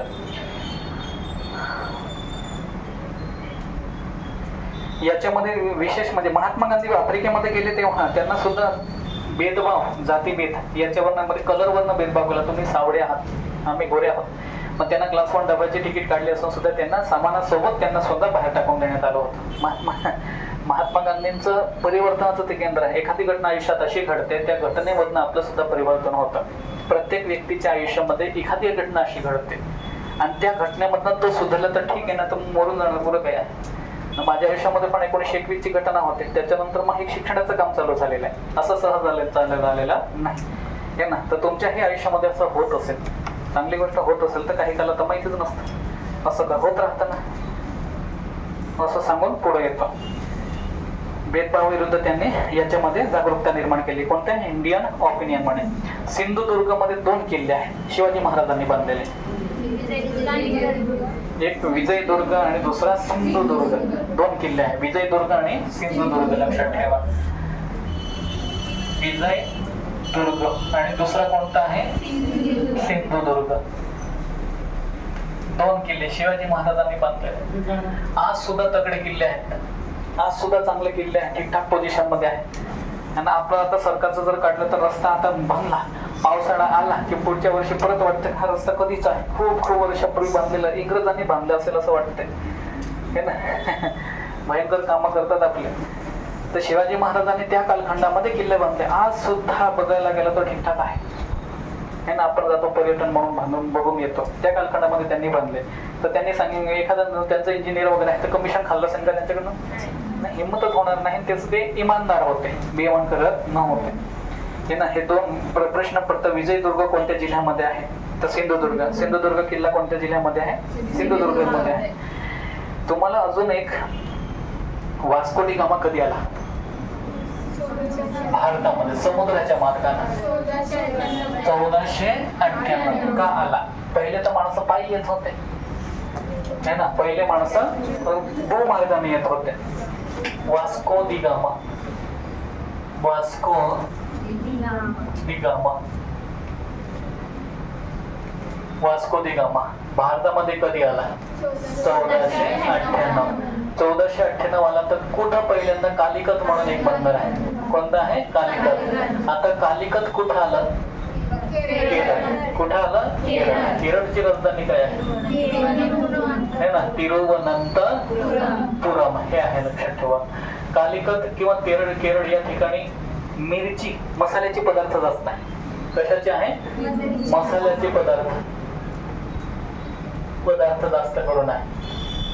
मग हा कारभारी पहिले पायी आला असता समुद्राच्या मार्गाने का? समुद्र म्हणजे युरोप पासून समुद्राच्या मार्गाने फिरून येणे. पहिले इकडे युरोप होता, इथं युरोप आहे. या ठिकाणी काय आहे? आशिया खंड आहे. इथं काय आहे? आशिया. इथं काय आहे? युरोप आहे. पहिले जमिनीच्या मार्ग येत होते. मग जमिनीच्या मार्ग येत असताना इथं एक येण्याचं एक मार्ग होतं, त्याचं नाव आहे कॉन्स्टँटिनोपल है ना. बोलायला सुद्धा तोंड वाकडं करून जीभ मडगडावी लागते. कॉन्स्टँटिनोपल हे ना, एका असं म्हणू शकतं ते स्थानिक शहर आहे, स्थानिक गाव आहे. ते स्थानिकाने जिंकून घेतलेलं होतं. कोणी जिंकून घेतलेलं होतं? स्थानिकाने. तेव्हा ऑटोमन तुर्क म्हणून होते. तेव्हा जे तिकडचा जो राजा होता ऑटोमन तुर्क म्हणून आहे, तुर्काने जिंकून घेतलं होतं. तुर्क हे ना. आता स्थानिकांनी जिंकून घेतलंय. मग तिकडून येणाऱ्यांना ते सोडतील का? नाही. इकडं आले ना तुमचा आम्ही कार्यक्रम करणार हे ना. ते हिंमत होईल का? ते नाही. मग ते बोललं नंतर आपला हा भारत आहे, भारतासोबत आपल्याला व्यवहार करायचाच आहे. ऑलरेडी बिझनेस आहे आपला भारतासोबत. मग तेव्हा युरोप मधले जे देश आहेत त्याच्यामध्ये कोण कोण आहे? जर्मनी आहे, इटली आहे हे ना, पोर्तुगीज आहे, इंग्लंड आहे. हे सगळे देश आहे भारतासोबत. सुरुवातीला भारताला सोने की चिडिया म्हटलं जायचं. काय म्हटलं जायचं? सोने की चिडिया, है ना. हे आहे. भरपूर देशाचे भारतीय आले, भारताला लुटून नेलं तरी भारत संपलेला नव्हता. मुघलांनी सुद्धा लुटलं असं म्हणतात, मुघल तिथंच राहिले. पण इंग्रज आता गोरचेट्ट हा दिसतो का आपल्या देशामध्ये? आता 1947 पर्यंत मुस्लिम समाज आहे बऱ्यापैकी बाहेरून आलेला आहे ना. तर या ठिकाणी मुस्लिम समाज आहे, पण फॉरेनर आहे का आपल्या ठिकाणी? आपल्याला पण एखाद्याची टेन्शन आलं असतं तर आपल्याला पण रागामध्ये एखाद्या ठिकाणी दिसलं तर एक कानाखाली मारून दिलं असतं, हे ना, तुझं ना माझ्या भारतावर शासन करणार, हे ना, म्हणून ते राहिले का? ओळखले जातील. गोरा ओळखला जाईल ना. आपल्यासारखं आपलं आता कलर राहिला का आता वेगळं दुसरं, आपलं सगळं सारखं जाऊ. मग कोण गोरा कोण काय ते फेअर अँड लव्हली ठरवत आहे. रामदेव बाबांची क्रीम ठरवते, है ना. भयंकर काम आहे, लुटायचं काही साधन सोडत नाही. तर हे आहे. मग तिकडं नाही यायचं असेल तर मग ते म्हणे की आता समुद्राच्या मार्गाने एकच पर्याय आहे, समुद्राच्या मार्गाने आपल्याला शोधायचा. इथं आफ्रिका आहे, आफ्रिकामधनं परत इकडे येऊन भारतामध्ये इकडे आले होते ते Vasco D gamma. Vasco D gamma कोणत्या देशाचे? पोर्तुगीज. खलाशी म्हणजे काय आहे?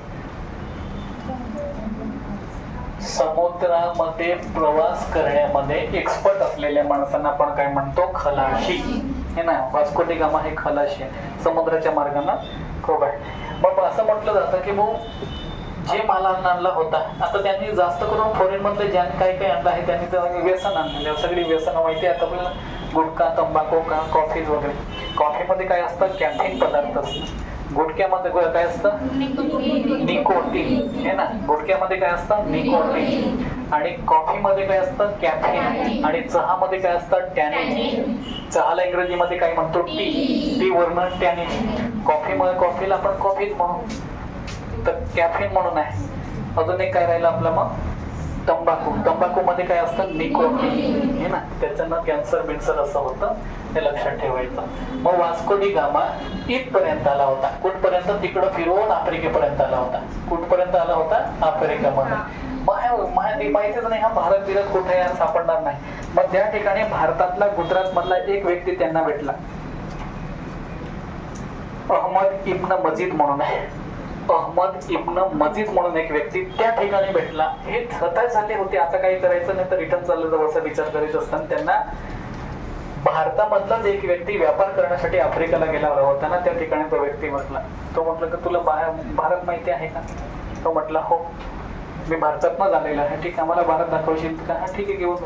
मग या कारभारीने आणलेला आहे. कुठपर्यंत आणलेला आहे?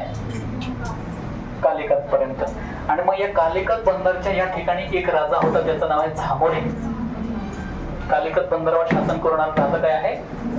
झामोरी, है ना. झामोरी ही पदवी आहे, समुद्राचा राजा असा अर्थ होतो याचा. झामोरी नावाचा राजा होता त्या ठिकाणी. मग हे वास्को डी गामा आला तर म्हणत हे वेलकम म्हणून त्यांनी सत्कार सन्मान केला. मग त्यांनी ते गांजा बिंजा मग केरळच्या मार्गाने पार्सल केला. बघायला गेलो तर कोरोना सुद्धा पहिल्यांदा कुठे आढळला? केरळमध्ये, है ना. केरळमध्ये HIV हा पेशंट सुद्धा मला असं वाटतं केरळमध्येच पहिल्यांदा आढळला असेल. HIV चा पहिला पेशंट 1987 मध्ये भारतामध्ये पहिला. HIV एड्स माहिती आहे तुम्हाला? HIV जागरूकता दिवस कधी आहे? 1 डिसेंबर. काय कोणता डिसेंबर आहे? 1 डिसेंबर, है ना.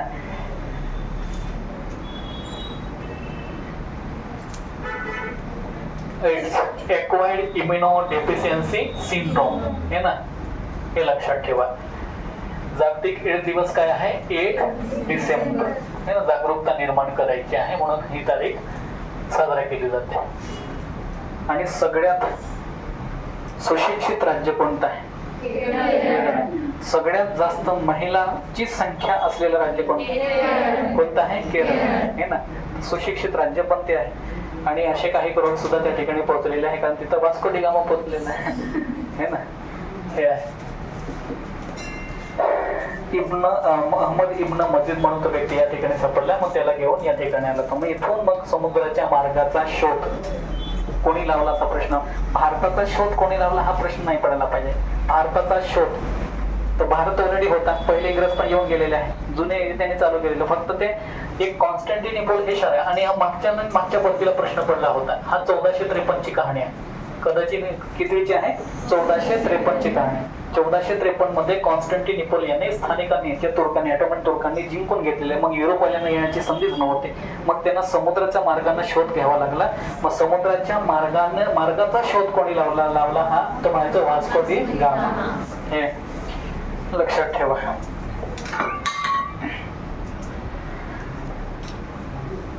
बाबरच्या मुलाचं काय नाव आहे? बाबरच्या मुलाचं नाव काय आहे? हुमायूं हे ना, हुमायूं आहे. बाबरचा मृत्यू 1530 ला झाला. कधी झालेला आहे? 1530 ला. आणि ह्याचा मृत्यू झाल्यानंतर राजा कोण बनले? त्याचा मुलगा. कोण बनणार? त्याचा मुलगा. त्याचा मुलगा काय नाव आहे त्याचं? हुमायूं. बाबरचा मुलगा हुमायूं. हुमायूंचा मुलगा अकबर आहे. हे ना, बापाला मुलगा नका बनवा, हे ना, मुलाला बाप नका बनवा परत. हुमायूं हा 1530 ते 1540 पर्यंत शासन केलं. आणि हा मरून गेला अशातला भाग नाही. या ठिकाणी एक शेरशाह सुरी म्हणून एक व्यक्ती आला. शेरशाह सुरी याने याला ठोकलं. कोणाला ठोकलं? हुमायूंला. पडवून नेलं, देशाच्या बाहेर काढलं याला. कुठं काढून टाकलं? देशाच्या बाहेर काढून टाकलं. मग सुरी साम्राज्य या ठिकाणी तात्पुरतं. रुपया हे चलन कोणी काढलं हा प्रश्न परत येतो, हे ना. रुपया हे चलन कोणी काढलेलं आहे? शेरशाह सुरी. बरोबर प्रश्न पडतो. रुपया हा शब्दाची सुरुवात इथून होते. शेरशाह सुरी याने चलन काढलेलं होतं. मग याने कोणाला ठोकलं? हुमायूंला. हुमायूं कुठं पडून गेला? भारत सोडून अफगाणिस्तान त्या ठिकाणी चालला गेला. मग कधीपर्यंत चालला गेला? तर 15 वर्ष चालला गेला. आला कधी? तर 1555. कधी आला? 1555. पुन्हा लढाई करावी लागली ना. शेरशाह 5 वर्षांनी मरून जातो. 1545 ला मरून जातो. 5 वर्ष हे ना. पटाका फोडताना मरून गेला. पटाका फोडताना मग तुम्ही पण पटाके फोडा. पटाके फोडा म्हणजे अग्निअस्त्र होतं. ते चालवत असताना त्याच ठिकाणी फुटून गेला. मग त्याच्यामध्ये त्याचे मृत्यू झाले. कोणाची? शेरशाह सुरी. 40 ला पडून गेलं. 45 ला त्याची डेथ होते. म्हणजे किती? 5 वर्ष शासन केलं. त्याच्यानंतर त्यांची शेरशाहची मुलं वगैरे शासन करत होते 10 वर्ष. आणि परत त्याच्या पिढीला हरवून कोणाला? पुन्हा हुमायूं हा आला. मोरो करून जेमतेम युद्ध जिंकलं. परत दिल्लीवर शासन केलं. आणि लायब्ररीमध्ये गेला आणि अभ्यास करत होता पोलीस भरतीचा. आणि पुस्तक 24,500 वाचत होता. पोलीस भरती जवळ होती. मग वरच्या मजल्यावरनं पायरीनं उतरत होता. आणि नमाज पडायचं वगैरे ते वाचतं ना मुस्लिम समाजाचं. मग ते पडून मरून गेला बिचारा. एवढं पोलीस भरती तेव्हा नाही ना. तुम्ही म्हणा शब्दाचा अर्थ घेऊ नका. सांगायचा अर्थ असा आहे की एक वाचनालय होतं त्याचं घरामध्ये किल्ल्यामध्ये, हे ना. मग त्या ठिकाणी वरती ते पुस्तक वाचायचं, हातामध्ये पुस्तक होतं. आणि ते नमाजचा टाइम झाला होता. आणि मुस्लिम समाजाची वाचतं ना नमाज वगैरे पडतात तेव्हा. मग ते चालू असताना तो खाली झुकला, पायरीवर निसटला आणि तिथून निसटून पडला. आणि 3 दिवसानंतर तो मृत्यू पावला, हे ना. कोण? हुमायूं. बघा बिचारा, त्याला हाकलून काढलं जात, दुसऱ्या देशामध्ये चालला जातो आहे. आणि पुन्हा एकदम जोर लावून ताकद लावून ट्रॅव्हलिंग करून जिंकतो आहे. जिंकल्यानंतर सुखी दिवस यायला पाहिजे ना. तरुण मरून गेला. असं नको व्हायला पाहिजे. 1556 ला हे आहे हुमायूं. बाबरच्या मुलाचं नाव काय आहे? हुमायूं. आता हुमायूं नामा म्हणून पुस्तक कोणी लिहिलं हा प्रश्न पडतो. यांच्या जीवनावर. कोणाच्या? हुमायूंच्याच जीवनावर हुमायूं नामा. हुमायूं नामा कोणी लिहिलं? तर हुमायूंची बहीण आहे गुलबदन बेगम म्हणून. गुलबदन बेगम, हे ना. हे लक्षात ठेवा. गुलबदन बेगम कोणाची बहीण आहे? हुमायूंची बहीण आहे. आणि काय लिहिलेलं आहे? भावाचं जीवन चरित्र लिहिलं. आणि त्या जीवन चरित्राचं नाव काय आहे? हुमायूं नामा. हे लक्षात ठेवा. भरपूरदा प्रश्न. हे दरबारामध्ये जात होते ना वेगवेगळे रंगाचे. आज सोमवार असेल तर वेगळ्या कलरचे कपडे, मंगळवारी वेगळ्या कलरचे, बुधवारी वेगळ्या कलरचे, असं काहीतरी श्रद्धा होती त्यांची. कोण काम करत होतं ते? हुमायूं. वारली चित्रकला माहिती तुम्हाला? कोणत्या जिल्ह्यामध्ये? पालघर. वारली चित्रकला आदिवासी चित्रकला आहे, खूप चांगल्या आहे. जुनी रूढी परंपरेनुसार असं म्हणलं जात. असा, हे ना. परत असं आहे. या पद्धतीनं होत होते बघा पहिले जुनी. ही वारली चित्रकला पण पेंटिंग आहे जुनी. तुम्ही जर बघायला गेलं तर ही कुठं आहे तर पालघरमध्ये डहाणू म्हणून आहे. पालघरमध्ये डहाणू या ठिकाणी ही या कलेची सुरुवात झालेली आहे. हे लक्षात ठेवा, प्रश्न पडलेला आहे.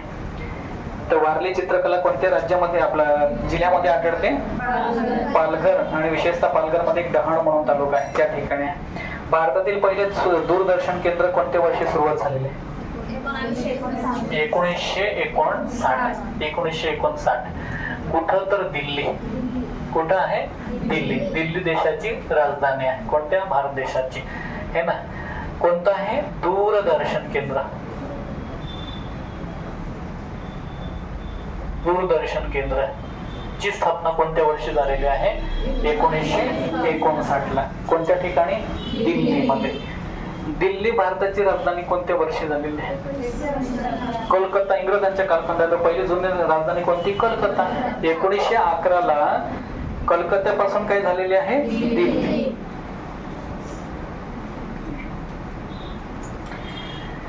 - 1948 ते 1956 दरम्यान भारतामध्ये एक प्रकारचे गव्हर्नर जनरल कोण होते? भारताचे लॉर्ड डलहौसी. कोण होते? Lord Dalhousie. याला विलन सारखं ट्रीटमेंट केलेली आहे.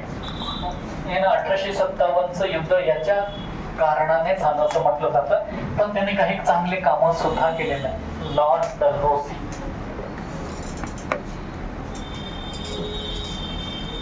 Lord Dalhousie.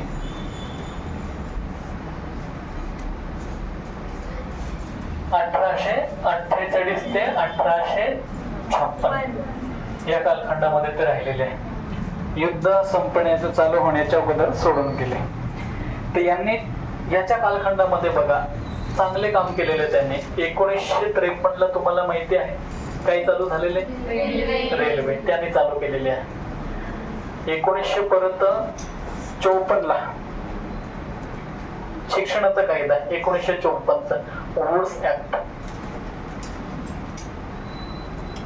वुड्स ऍक्ट म्हणजे शिक्षणाचा कायदा त्यांनी 1900 म्हणतो आहे. 1900 नाही म्हणायला पाहिजे, 1800 म्हणायला पाहिजे. 1800 आपली सवय झालेली. 1900 बोलायची. 1853 रेल्वे चालू केलेली. कधी आहे? 16 एप्रिल आहे. आणि किती किलोमीटर होती? 24 किलोमीटर. वुडचा शिक्षणाचा कायदा त्यांनी त्याच्या कालखंडामध्ये चालू केलेला आहे, है ना. प्रायमरी वाल्यांसाठी आपल्या स्थानिक भाषेमध्ये शिक्षण द्यायला पाहिजे असं त्यांचं म्हणणं आहे. आणि तार व टपाल यांची सुद्धा 1853 याच्याच कालखंडामध्ये. तार म्हणजे निरोप पाठवण्याची एक पद्धती होती, तार व टपाल पद्धती. आता राहिलं का? हे ना, एवढं काही नाही. तारावीर यंत्रणा आता बंद केल्या. आता मोबाईल आहे प्रत्येकांच्या मध्ये. आणि यांच्याच कालखंडामध्ये एक सामाजिक सुधारणा असलेलं काम केलं आहे, विधवा पुनर्विवाह. 1856 विधवा पुनर्विवाह. हे लक्षात ठेवा. हे 4 कालखंड कोणाच्या कालखंडामध्ये झाले? Lord Dalhousie.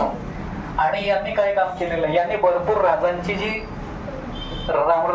साम्राज्य होती ना ते खालसा करून टाकलेले आहे. खालसा म्हणजे इंग्रजांमध्ये मिळवून घेतलेले आहे, हे ना. मग ते राजा वगैरे यांच्या विरोधामध्ये होते. झाशी म्हणून एक लोकेशन होतं उत्तर प्रदेशमध्ये. ते सुद्धा ते वारसदार कोणी नाही किंवा त्यांचे पती मरून गेले होते, त्या कारणाने ते सुद्धा त्याच्यामध्ये सामील, इंग्रजांच्या याच्यामध्ये सामील करून घेतलं होतं. कानपूरचं जे साम्राज्य आहे ते सुद्धा या ठिकाणी. मग राजांची जी राज्य होते ते इंग्रज जिंकून घेत होतं, त्याच्या विरोधामध्ये मग 1857 लढाई झाली. 1857 लढाई आहे ही झालेली होती. हा कारभारी बऱ्यापैकी दोषी होता, कारण हे राजांचे सगळं जे साम्राज्य होतं ते काय करत होता? जिंकून घेत होता. अशोक माहिती? सम्राट अशोक. सम्राट अशोक माहिती आहे? अशोक.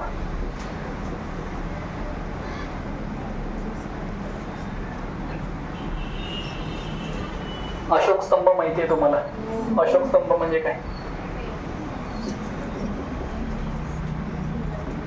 अशोक स्तंभ म्हणजे काय? एक उभं असं त्याच्यावर 4 सिंह असतात, माहिती का? एक मागचा असतो तो दिसत नाही, मागचा असतो तो दिसतो का? नाही. 4 स्तंभ असतात. हे ना कुठंतरी ठेवलेलं तर अशोकच्या कालखंडामध्ये होतं. असं राहिलं तर या ठिकाणी 4 सिंह लागलेले असतात. त्याला काय म्हटलं जातं? अशोक स्तंभ. अशोक स्तंभ कुठं आहे तर सारनाथ. कुठं आहे? सारनाथ. अशोक सम्राट अशोकने त्याच्या आयुष्यामध्ये एक शेवटची लढाई जिंकली होती. कलिंगची लढाई आहे. कोणती लढाई आहे? कलिंग. असं म्हटलं जाते की 1,00,000 माणसं मेले होते, सैनिक मेले होते. किती सैनिक मेले होते? 1,00,000 सैनिक मेले होते. आता त्याच्यामध्ये अशोक जिंकून गेला, पण पूर्ण रक्ताचा प्रवाह वाहत होता. पूर्ण रक्ताचा प्रवाह वाहत होता. मग त्याच्या मनामध्ये मग एक नाही का एक विचारसरणी निर्माण झाली की याच्याने काय होईल? मी जिंकलो जरूर असेल, पण एवढी माणसं मरून गेली, मग हा पाप कमी कुठं भेटणार हे ना. मग हे करून ती आयुष्यामध्ये त्यांनी काय घेतलंय, मग नंतर मग अशोकने या लढाईनंतर कलिंगची लढाई म्हटली जाते ही. मग याच्यानंतर त्याने बौद्ध धर्माचा स्वीकार केला. कोणत्या धर्माचा स्वीकार केला? बौद्ध धर्माचा स्वीकार केला हे ना. कोणी? सम्राट अशोकने. कोणत्या लढाईनंतर? कलिंग. कलिंगची लढाई कुठं आहे तर ओडिशा. कलिंग हे लोकेशन कुठं आहे तर ओडिशा. ओडिशा. भुवनेश्वर माहिती ना? ओडिशाची राजधानी काय आहे? भुवनेश्वर आहे. हॉकीच्या सगळ्यात जास्त मॅच कुठं होतात? ओडिशामध्ये. हे लक्षात ठेवा.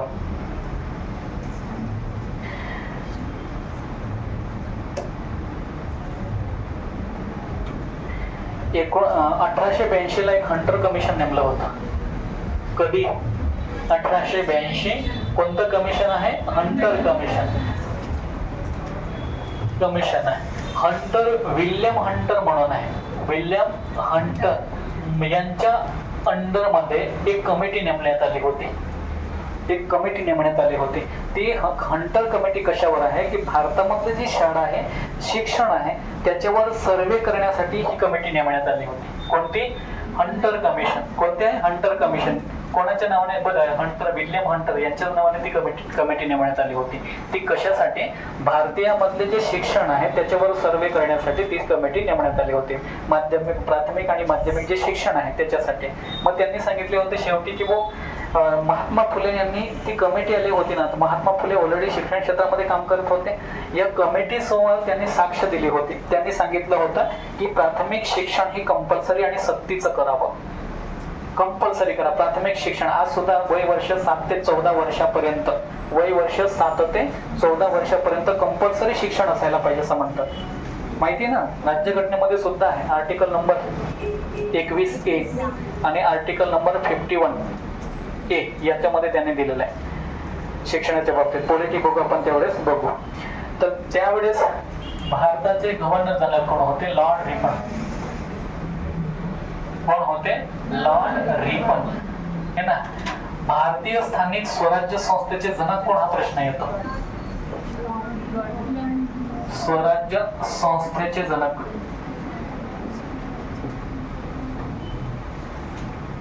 कोण होते तर लॉर्ड रिपन. भारतीय स्थानिक स्वराज्य संस्थेचे जनक तर लॉर्ड रिपन हे होते. लक्षात ठेवा. याची स्थापना 1881 काहीतरी असेल, मे बी 1881-82 आजूबाजूला. स्थानिक स्वराज्य संस्थेचे जनक कोण तर लॉर्ड रिपन. आणि यांनी शिक्षण क्षेत्रामध्ये थोडं सर्वे झाला पाहिजे म्हणून ही कमिटी नेमली होती. याच्या समोर कोण साक्ष देतं? मग महात्मा फुले हे ना. साक्ष कोण देत आहे? महात्मा फुले. आता महात्मा फुले काय म्हणतात की प्राथमिक जे पण शिक्षण आहे ते मुलांना कंपल्सरी करायला पाहिजे है ना, अशी त्यांना विनंती सुद्धा करत आहे शिक्षण क्षेत्रामध्ये. गीताई हे भगवद्गीतेवरील गीताई हे कोणी लिहिलंय? गीताई विनोबा भावे. गीताई कोणी लिहिलेलं आहे? विनोबा भावे. गीताई भरपूर आहे. गीता रहस्य आणि गीताईमध्ये कन्फ्युजन होऊ नका. गीता रहस्य कोणी लिहिलं आहे?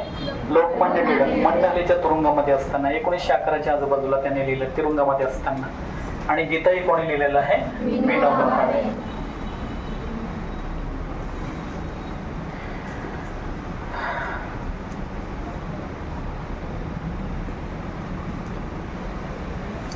इकडंच थांबूयातच, टाइम झाला.